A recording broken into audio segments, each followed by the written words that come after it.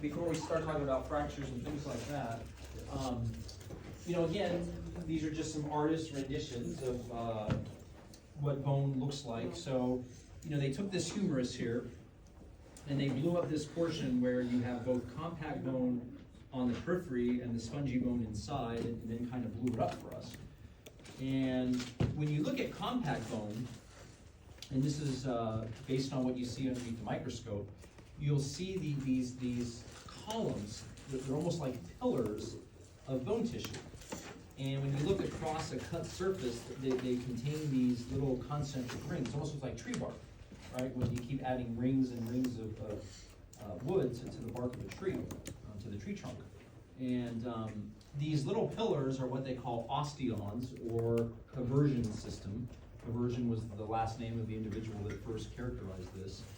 And the rings themselves are called lamellae. And they really do bear a lot of weight. That's why you have them in a lot of your long bones, particularly femurs, tibia, fibula, and you have them in the humerus as well. And the little sort of oval-looking things that you see here are supposed to be osteocytes. Remember I said those are the mature bone cells that when they retire, they just hang out in the bone. And there's these little indentations made in the bone called lacunae that the osteocytes are kind of nestled in, like little caves. And they hang out, and those osteocytes are part of the architecture of the bone. Now what I also want you to notice is that when you look at these pictures like this, remember I told you earlier, you have to have a way for blood vessels to get inside, because you've got living tissue in here. So on the surface of the bone, you have little tiny openings, and the blood vessels begin to bore their way in. And as you can see, that you have this network of canals. The vertical ones are called central canals, and the horizontal ones are called Wolfman's, or perforating canals. And that's what the blood vessels kind of traverse through to get into the deeper portions of the bone. So as I was saying earlier, when you fracture a bone, you can see how easily you can fracture blood vessels too. And at the area of the fracture, you'll begin to bleed and get a lot of swelling. So when you get into the spongy bone, of course, you don't need the canals, because, as we said, the spongy bone has a lot more open space, and the vessels can pass through there. But in the compact bone, you need these canals for the vessels to get in and out of bone tissue. We looked at that picture. This is what it looks like underneath the microscope. So this is a cut piece of bone. You can see the rings and rings and rings. The black dots that you see here are osteocytes, again, hanging out within the architecture of the bone. That seems kind of useless. All right. So cartilage. Someone brought up cartilage right before the break, and what is the difference between cartilage and bone? Well, cartilage is also a bunch of cells. We call them chondrocytes, and the cells are surrounded by a matrix. Okay, so that sounds kind of similar to bone. The matrix, though, is more of a firm gel than a calcified cement. Okay. Cartilage is also avascular. It's kind of like the epidermis of the skin. It doesn't have a lot of blood vessels. And that's one of the challenges in trying to get cartilage to heal, right? Because if a tissue is going to heal, it needs a blood supply. And cartilage doesn't really have a large blood supply. So when you tear cartilage, like in a knee or a hip, it's hard for cartilage to regenerate, if it will at all. Now, if you look at cartilage in the body, there are three different types of cartilage. The one that I've been describing to you in the last couple of seconds is what we call hyaline cartilage. That's the cartilage where it's a nice firm gel. You find that cartilage in your knee. Remember we said we call it the meniscus cartilage. You find it in your shoulder, your hip. You find hyaline cartilage in the ribs. We'll see it next week when we start going through the bones. And you find a little bit of it in your trachea too. But then you have other types of cartilage in the body. Elastic cartilage, as the name implies, is very flimsy. It's very resilient. That's the cartilage that you find in the ear, like in your earlobe, for instance. find it in the epiglottis, which is that little fold of cartilage we talked about over the esophagus, or excuse me, over the trach when you swallow food down the esophagus. Then you have what's called fibrocartilage, and this is the type of cartilage that is really kind of tough. It's not a firm gel, it's more strong, it's more rigid. This is the type of cartilage that you find in between the vertebrae, and what we call your intervertebral disc. We'll see those next week too. And you find some of it in the pelvis. So this type of cartilage does not provide a lot of mobility, a lot of movement, like hyaline cartilage does. It's more of a stabilizing type of cartilage that again, is denser, thicker, tougher than the hyaline cartilage that you have in your knees and your shoulder, your elbows, and places like that. All right.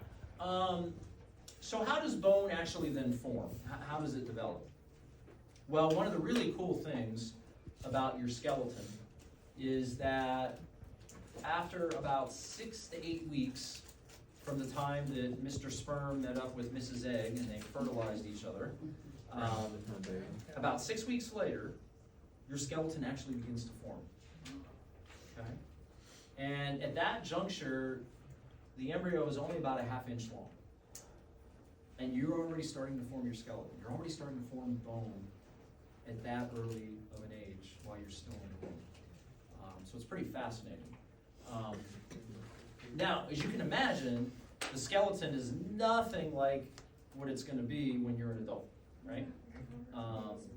The skeleton consists of what we call fibrous connective tissue, mesenchymal, or some people say mesenchymal tissue.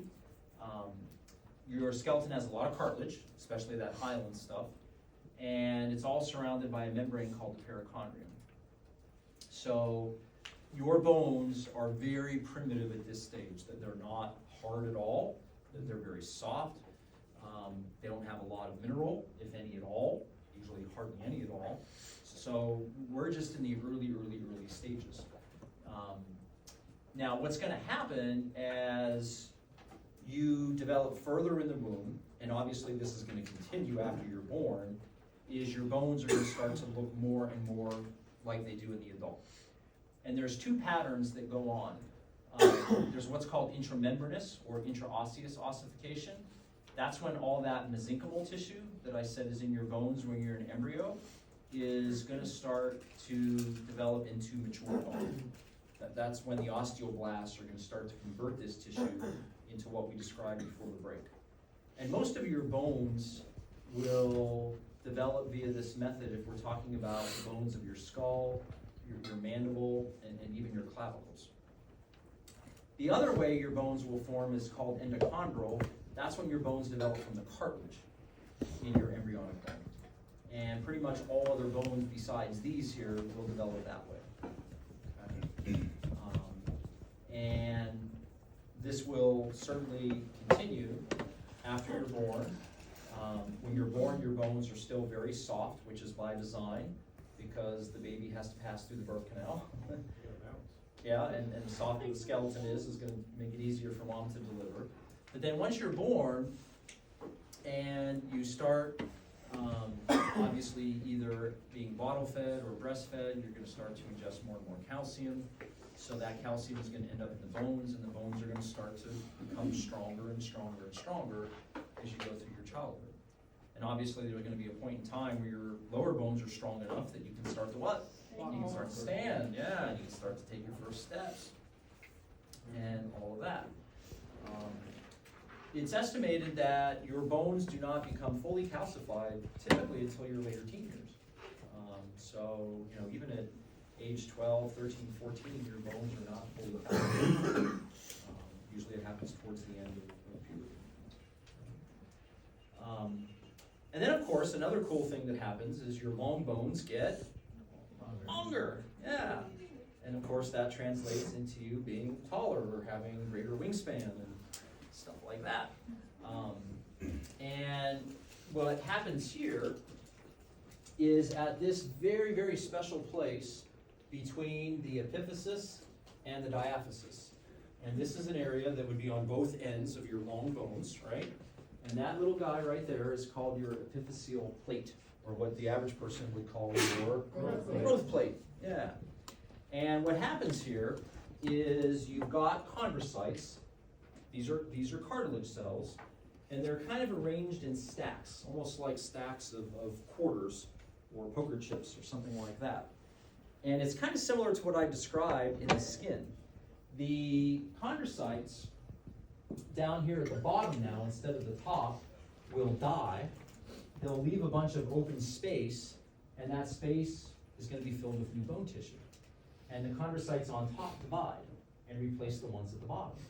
So your growth plate maintains its thickness throughout puberty, but as the chondrocytes on the bottom here die, and you keep adding more new bone tissue, what's happening to your diaphysis? It's getting what? It's getting longer and longer and longer. Yeah, so you get taller and taller and taller. Now, eventually what's going to happen is when these chondrocytes die and osteoblasts come in here and start forming your bone, as you get towards the end of puberty, the chondrocytes on top are no longer going to divide. Okay? And chondrocytes are going to die, you don't have new ones. They die, you don't have new ones. Eventually, what's going to happen to that plate? It fuses, as we like to say, yeah. And that means that your growth plate disappears, and now you don't get any taller. That's one of the events that marks the end of puberty, is when your growth plates fuse. Yep. Are you building in cavities for those blood vessels, or those blood vessels Yep. just solidifying and Those are all being built as well. So, yep, kind yep, of just like we saw in the previous picture, absolutely. Yep, yep. So it's really, it's kind of cool. I mean, this is the hub of activity that's occurring at those growth plates. And it's all stimulated hormonally.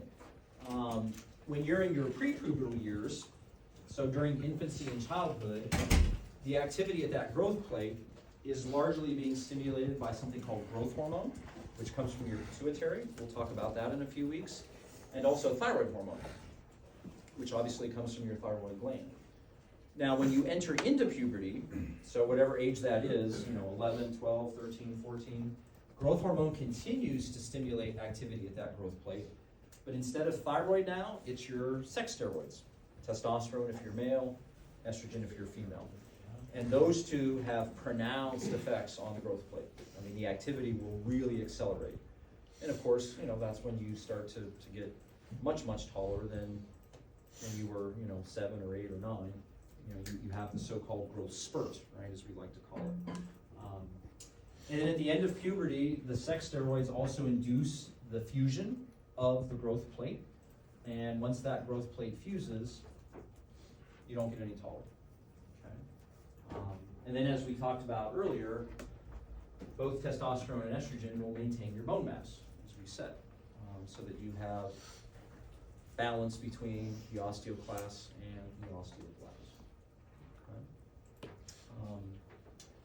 All right, and then this particular topic, bone remodeling, bone repair, we've been kind of leading up to this. You guys have asked some great questions about this, but you've heard me say it a few times, bone is a very dynamic and active tissue. It is always, always changing. And it's not a brick, okay? The architecture of your bone is always changing in response to your environment. So as I said before, if you go from being a couch potato to jogging or running, your bones down here and your lower extremities are going to start to change. They're going to adjust. So what's really cool is that this kind of everyday remodeling, as I described earlier, that goes on, happens throughout our lifetime. And the remodeling process is not the same between all of our bones. I mean, again, lower extremity bones in particular remodel a lot. Okay. I mean, imagine if you put on 30 pounds, right? These bones down here are going to have to be stronger to support that extra weight.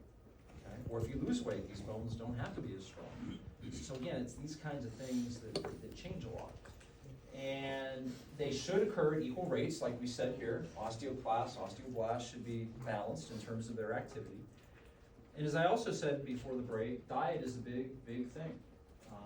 You need to have a diet that has adequate protein, calcium, vitamin D, and a few other vitamins like vitamin A and C in order for your bones to properly be able to remodel, okay, and change in response to the environment.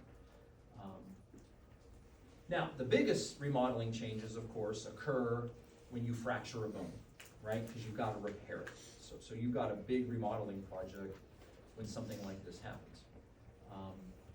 The first step, if you want your bone to repair or heal, is what they call reduction, okay? And when you reduce bone, all that means is that you're bringing the pieces of bone into close proximity, right? You're realigning the bone, okay? That's critical, because if you don't do that properly, the bone is not gonna heal. So this is key, okay? And there's two ways you can do this, as I'm sure some of you have heard or seen or know. If they do what they call a closed reduction, how are they doing that? With your cast. Your hands. With your hands, yep, okay? All right, so literally somebody is going to massage your bones back into alignment. And hopefully they give you some good pain meds before they do that, okay? All right. Closed reductions are usually appropriate when you have a clean break. You have a simple fracture, as I'll show you, okay? If your bone fragments into pieces, this is not likely gonna do the trick, okay? With something like that, you may have to do an open reduction, right? And you've seen these patients. They have to go to surgery, and they put what in there to reduce the bone? They put pins in there, they put plates in there, they put screws in there, yeah, okay? To get the bones together, to get them in alignment. So that picture kind of looks like a shoulder just popped out of place. Is that considered a fracture? No, I mean, if bones pop out of place, they still call it a closed reduction. So, you know, you can have a shoulder pop out, right? You know, as we'll talk about next week, the head of the humerus fits into what's called the glenoid cavity of the scapula. That little cavity is very shallow. It's not very deep, so it's very easy for the head of the humerus to pop out sometimes. So you didn't fracture it, but you have to put it back there if you want to have full range of motion and mobility, you know, in the shoulder. So that would still be considered a closed reduction. Yeah. Yeah. So open means open. You're opening up the area. So again, surgery. So this is a nice little chart that kind of summarizes the different types of fractures that can happen in bone. So if you look at that top one up there, that is what I just referred to a minute ago as what they call a simple fracture or a closed fracture. So you have a bone that fractured in one place, the bone breaks cleanly, but the key here is that it did not penetrate the skin. So that's why they call it a closed fracture. So, you know, something like that, you could very well do a closed reduction on, okay, and be successful. If you jump down to the compound fracture, still a clean break per se, but what's the big difference here? You penetrated the skin. Yeah, you broke through the skin. And the problem with that is that now your bone could get what? Now it could get infected. Okay, and if the bone gets infected, that's what they call osteomyelitis. That's a bone infection. And if you have a closed fracture, they're immediately going to start you on antibiotics, right? Prophylactically, to try and avoid an infection from occurring in the first place, hopefully. So that's the concern. I mean, compound fractures are more serious than simple fractures because the skin is still intact. You didn't compromise it in any way. Okay. You know, so just imagine a little kid that's out there playing football and he falls and he fractures a radius, and as the bone pierces through the skin, the bone lands in the soil. Yeah, right, on the ground. You know, well, again, you don't know what's there. You could have bacteria in the soil. Okay. A comminuted fracture, the bone fragments into many pieces. Okay, so as you read the comment over there, that can be common in people that are older that have brittle bones, like we looked at earlier. Now, something like that, yeah, that's a candidate for an open reduction, right? Screws, plates, whatever, to get those bones back into close proximity. Compression, depression fractures, bone is crushed, bone is pushed inward. So those are very common types of skull fractures. You can also see compression fractures in osteoporotic bone, particularly like backbones, vertebrae, things like that. Impacted, that's when one bone is driven into another bone, and that other bone then fractures. So you see the head of the humerus being forced into the scapula. So very common, like we said earlier, when someone tries to brace their fall and bones get driven into another bone. Would a collarbone getting like kind of bent? I guess that'd be more of a green stick, but like if you impacted the shoulder and then the collarbone like popped out. It could, yeah. I mean, it could either pop out with being fractured, or if the scapula, like this acromial end, is driven into the clavicle, you could have an impacted fracture there. So somebody that like landed just in the right spot on their shoulder, you could certainly do that. This is what they call the AC joint, the acromioclavicular joint. And sometimes that just may pop out and you have what they would call like a first-degree shoulder separation, or it actually fractures, and then you're talking about like a third-degree separation kind of thing. And then spiral fractures is when a bone twists and breaks. And then the green stick is a fascinating one. This happens in little kids whose bones are not fully calcified yet. Yeah, the bone is still somewhat soft and it breaks incompletely. Yeah, much like a green twig on a branch. So those can happen in younger people. Of course, the other concern you have in kids is if the fracture occurs across the growth, the epiphyseal plate, the growth plate, Because if a fracture occurs there, it could damage the growth plate and the bone may not grow as it should, Yeah, you could have a leg become shorter than another, or humerus, or something like that, so. Frank, you ever It seen happens, Nagara? so. So Is it big impacted, He did to more than one person, right? is The spiral. Yeah. Or was it when Minotaur Nagara? Was it? Yeah, so it could be one of the bones that break, or it could be both, either or. Either or. Usually the bone that breaks is the He broke one somebody's humerus with that the the other bone is force. being driven into. Oh, that happens all the time. Yeah. Okay. Yeah, usually. But they both can break, no doubt about it. Yeah. You see a lot of that in the wrist, so when somebody reaches out, they can fracture some wrist bones, and they can also fracture the epiphysis of the radius or an ulna. And so they're both, yeah, that would be the distal one, yeah, because the wrist bones articulate with the radius of the ulna down here. So when somebody reaches out with their outstretched hands, they can fracture wrist bones in the bottom of the radius of the ulna. The epiphysis would go into like the carpal? Or no? The wrist bones could be driven up into the radius of the ulna. And just as long as one of them breaks, It's considered impacted. Yeah. Okay. Any other questions? No? Okay, so how does the bone then heal? Well, we're gonna keep it relatively simple. We're gonna look at it from the objective of a simple fracture, but it's similar to what happens with all the rest too. But let's pretend that we've got a long bone here. Using this picture, let's say we've fractured the femur right in the middle of the diaphysis, okay, or the humerus, doesn't matter. Okay, so there's our simple fracture right here where the bone obviously broke. And the first thing, as I have been mentioning, that's gonna happen following that fracture is you're gonna develop a hematoma, right? You're gonna get a mass of blood at the area of the fracture site. That's why it swells, okay? So that's gonna happen literally within hours, right? And it'll probably keep swelling and swelling for a good 24 hours. And that mass of clotted blood is eventually gonna slow down as the blood clots. But remember, you've got blood vessels here and they shredded, okay? Just like the bone shredded when you fractured it. Then what's gonna happen is what I like to call cleanup, okay? You've got a lot of debris here, right? You've got dead bone tissue now, you've got all this blood that's gathered here, so now you've gotta clean that up, okay? And if we go to stage 2, that's the cleaning up process. Before we go there, so I think it's called compartment syndrome, but that's where they cut it. Is that when that doesn't stop bleeding or swelling, I guess?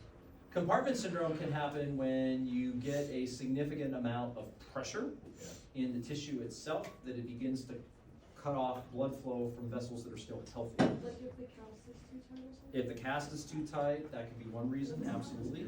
Because it's during stage 1 that they're gonna reduce the bone, and then when that swelling starts to go down, that's when they'll put the cast, because as long as the swelling is there, they can't adequately fit the cast.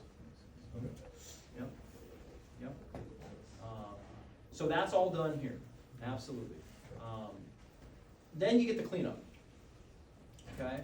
So in order to clean up all this area here, there's a lot that has to happen. Number 1, you've got to sprout new blood vessels. So you've got to regrow new blood vessels here, okay, as they're applying. Why? Well, the new blood flow is what's gonna provide nutrients and oxygen and everything else to build new bone mass, okay? You're also gonna have white blood cells come in and clean up all of this dead blood tissue, okay, and phagocytize it, as we would say. So you've gotta clean all that up.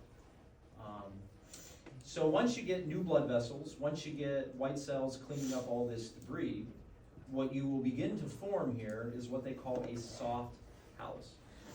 So all that means is that you have osteoblasts that are in the neighborhood, and they are reconstructing new bone tissue. Okay? And look what they do here. They lay down a layer of spongy bone right across the diaphysis. Okay? Right across it to stabilize it. Now the reason why they call this soft callus is because you're not putting any mineral in yet. Okay? That's going to be one of the last steps down here. Okay? This is the stage where if they didn't reduce the bone properly, they may have to do what? Re-break it, yeah. Uh-huh. That they would do here. Because it's still soft enough to do that. Yeah, not fun. That's why you want that reduction done properly in the first place. Okay. As you move into stage 3, the soft callus becomes hard, bony. So now you're calcifying it. So now you're pumping in all those calcium and phosphate minerals, and now it's getting harder and harder and harder, stronger and stronger and stronger. Okay. Then in stage 4, look what happens. You get rid of the middle part to reestablish the entire medullary cavity. Who's going to do that? Well, osteoclasts. Remember, they come in and they resorb bone. So they're going to come in and kind of chisel out all that spongy bone here and recreate what you had in the beginning. Okay? And usually, see this right here? See that compact bone? Usually that is going to be thicker now. So as we said before, kind of reinforce it because it's vulnerable because it was just broken. So hopefully good as new or even better. Yeah. How long is all this going to take? Well, you know, depends on a lot of factors, but if you're young and healthy otherwise, 4 to 6 weeks. If you're older, it's probably going to take a little longer. If your diet's not the greatest, it may take a little longer. But ultimately, you've got everything built into the bone in terms of these osteoblasts and the osteoclasts to do their thing. Now, one of the things that can also go wrong here that's worth mentioning is right there. If these new blood vessels don't regrow, that can happen. And if that happens, that is what they will call a vascular necrosis, AVN. And that's more likely to happen in somebody that's older. It's more likely to happen in somebody that takes high doses of corticosteroids, where the new blood vessels will not resprout. If that doesn't happen, the bone's not going to heal. And that might mean that you have to replace the bone, which means that if you fractured your hip, you might be getting a artificial hip replacement. Do they let that heal, or do they just like go in? Well, they always want to see if it'll heal, like I said, the way that we described it here, but if there's evidence that is not happening, then they have to replace it because the bone tissue will become necrotic, and then the necrosis can spread throughout the bone. So, How fast is this happening? how fast is what? All this here? Like I said, about 6 weeks. If you're healthy otherwise, this whole thing should take about 6 weeks. Could be shorter, could be longer, it all depends. So. What are some of the things that they're looking for that they find when it's not healing, like signs that it's not healing. That it's not healing? Yeah, so typically what they would like to do, and if you've ever had a broken bone before, usually about halfway through they may take an x-ray. So they're looking at the x-ray to see if there's any signs of necrosis.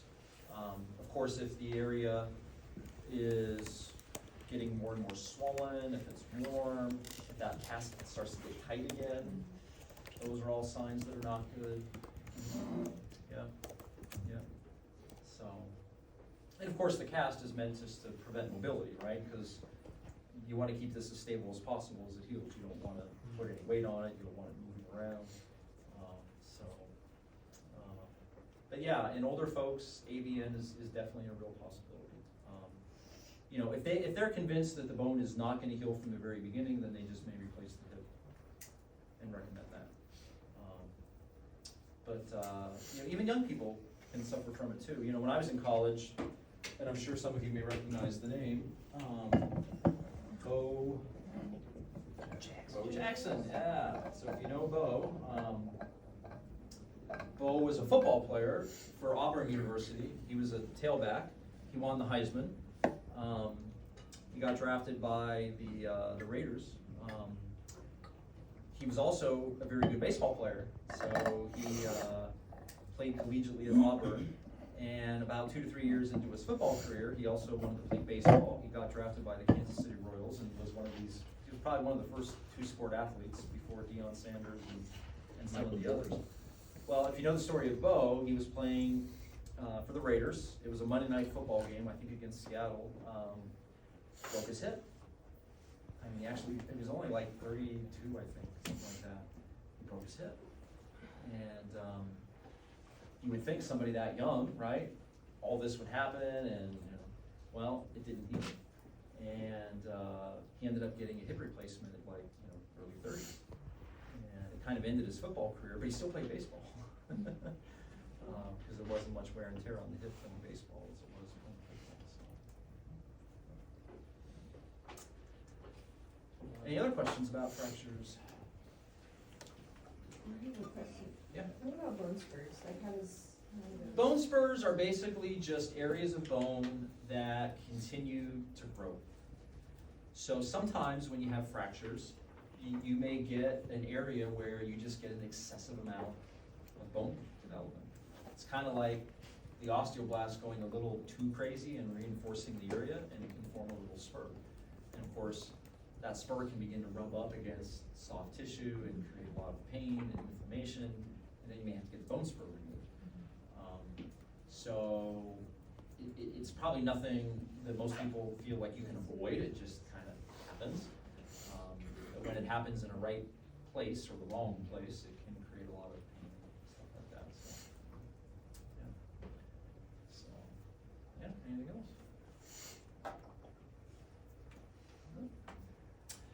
All right, and then bone, when you see that word homeostasis, that always means you're trying to maintain something. And bone plays a role in maintaining stuff in the body too. And it really boils down to two things, and I've alluded to both of these a few times now. Remember, you've got bone marrow. And bone marrow makes your red cells, your white cells, and your platelets. Okay, so your bone maintains all of those in your blood to make sure you have just enough. Right? If you have too few red cells, you become what? Anemic. Yeah, and when you're anemic, as we've talked about before, you can't carry around as much oxygen, so you feel tired, and you get fatigued really easily, and all of that, right? You get short of breath. If you don't make enough white cells, then you're susceptible to infection, right? And if you don't make enough platelets, your blood can't what properly? Can't clot properly. Yeah. So all that bone marrow inside your bones maintains all of that.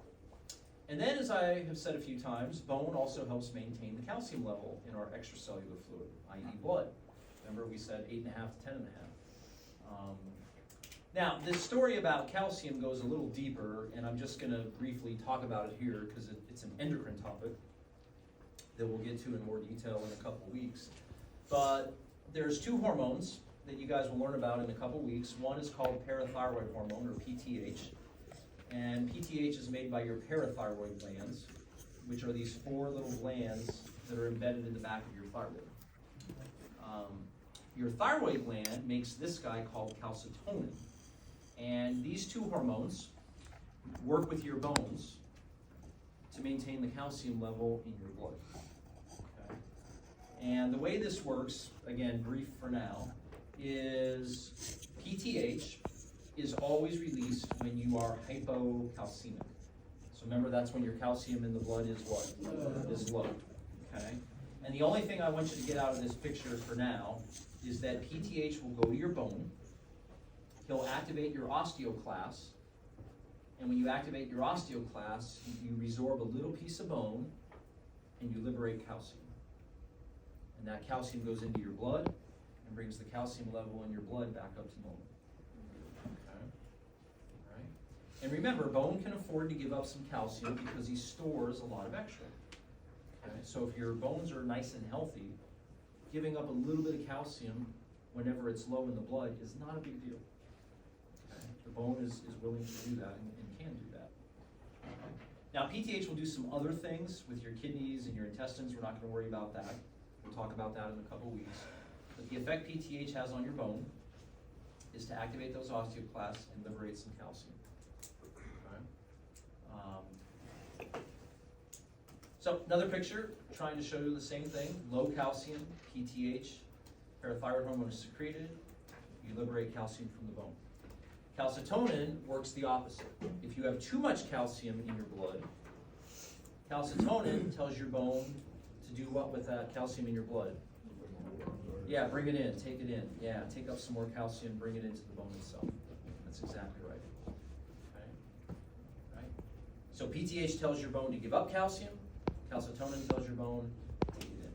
Okay. And like I said, we'll talk about some other details in a couple weeks.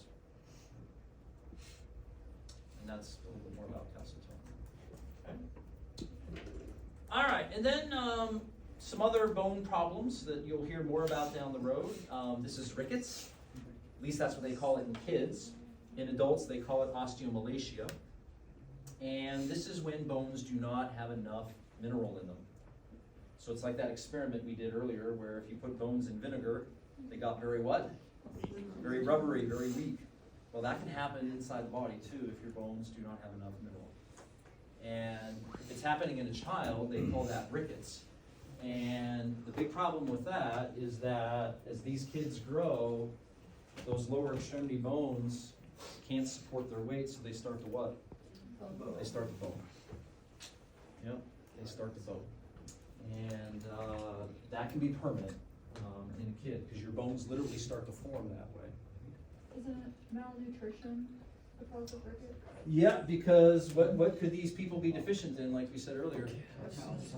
They could be, well, they could be lacking calcium, or they could be lacking vitamin D. Yeah, they could be lacking vitamin D. So usually with rickets, it's low vitamin D, or it's low vitamin D and calcium both. Yeah. And again, here in the U.S., I mean, you don't really see rickets a whole heck of a lot because, again, we fortify the food supply with vitamin D, right? Foods that have calcium have vitamin D added in.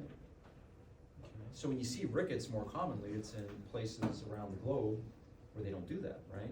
The food supply is not fortified or kids are starving, you know, that kind of thing. Now, in adults, we call this osteomalacia. Now, the difference here is that you have an adult whose bones formed normally when they were a kid, but then later on in life, their bones get soft because maybe they have poor diets, that they're not taking in enough calcium and vitamin D. And so their bones start to get soft and they can start to have bone problems, you know, as an adult. So that's what we call osteomalacia. But again, the number one problem when it comes to bones still in the U.S. is, as we talked about earlier, osteoporosis. So with osteoporosis, as we said, you're losing everything from the bone, right? You're losing cells, you're losing minerals, you're losing protein, you're losing entire bone mass. And These are pictures you can find all over the web of spongy bone that is starting to break apart. It's getting less and less and less dense. And when this is happening inside your vertebrae, when this is happening inside your femur, your wrist bones, all of your bones, you can easily see how they have a great, great risk of fracture. And the tough thing with osteoporosis fractures is they don't heal very well either. So you've got people that have osteoporosis that are trying to avoid fractures, but then if they get one, you have to be concerned about how it's going to heal. Osteoporotic bone does not heal as well as normal bone.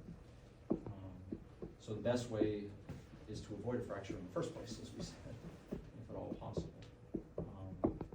And like I said, there are meds out there that definitely help that weren't available, 30 years ago, back in the 60s and 70s that are available now, and it can make a big difference. It's just you have to get diagnosed first and learn that you have osteoporosis. And like I said, the only way you're going to know is you have to get screened. You have to have that DEXA scan done and get your T-score to figure out what your bone mass is.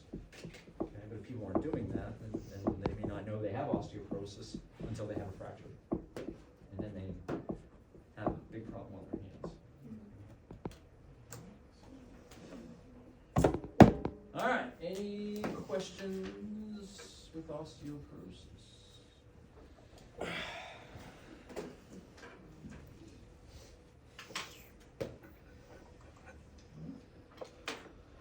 All right, so next week we will do skeletal system part 2. That's when we'll go through and name bones, and then we'll do the muscle side of things, muscular system next week. The exam will be the week after that. Yeah, so your next exam, exam 3 for Bio 160, will be skin, bone, muscle. 2 weeks. 30, it's on 4 August months. first.